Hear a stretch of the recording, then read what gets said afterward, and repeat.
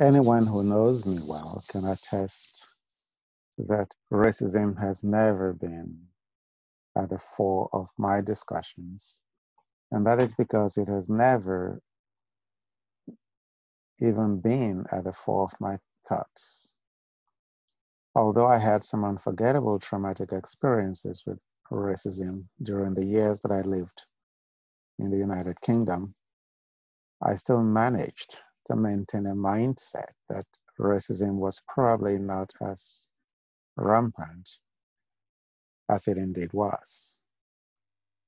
And I thought that merit and success could temper the impact of racism. That may in fact be, but here's the rub. The members of a church congregation who discriminate against fellow members on the basis of skin color of the person, already know the status of those people against whom they are racist. On the other hand, a police officer who stops a person of color for driving an expensive car and asks questions that indicate that the only reason that person has been stopped is because of the skin color, doesn't know who that person is. All he or she sees is the skin color. And we know that because in many cases, or in most cases actually, the questions that that person will be asked will not ever be asked of a white driver. That cop who does that is definitely racist, even though he does so without knowing the social or economic status of the person of color that he or she has stopped.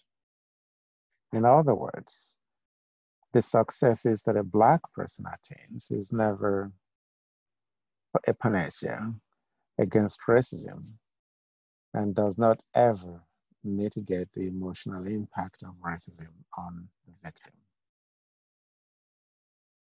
Over the last 2 months, the United States has found itself in a state of reckoning, and so has much of the Western world, to be honest. To the myopic, the protests across many parts of the world that are occurring right now are because of a man, George Floyd, who was murdered by police officers in Minneapolis. Well, I cannot fault that linear thought because as humans, we often tend to make easy associations that help us to maintain our penchant for simplistic explanations to even matters that are complex. The only problem with the present situation is that the matters are not so complex, nor do they require us to make facile analysis. Instead, the matters and times just expect us to look in the mirror and tell the truth about what we see, who we are, and what world we live in. The simple question that we should ask is, if Mr. Floyd was not a famous man, why does the world care that he was killed by a criminal police officer or criminal police officers? But what if we follow that with another logical question, which is, how is it that a system exists that allows anyone in authority to take the life of another in full view of the public, even when he knows that he's been videotaped? I submit that such a system is as corrupt as any that has ever held freeborn people in chains in every country in this world just because they can. I believe that such a system is one that encourages us to maintain the illusion that we are free when the free are only those who are privileged, not because they contribute more to society, but because because of their socioeconomic status and their pigmentation. So, to those who wonder why we now see young people of all racial backgrounds protesting together around the world, the focus should be on the lessons that they are teaching us. We are watching young people who have decided that they do not wish to live in the corrupt and talented world of their parents, a hypocritical world in which their friends and neighbors are oppressed and denied opportunities by people who look like them. These are young people who understand that humanity does not reside in skin color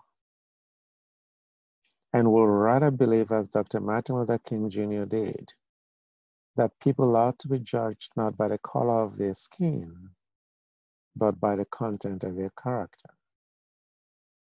So, as we have watched protesters and continue to do so, and we also watch major organizations and institutions in our country suddenly begin to scramble to change policies that have kept people diminished in our society for far too long, we also need to learn very quickly that we are watching the future leaders of our society and our world.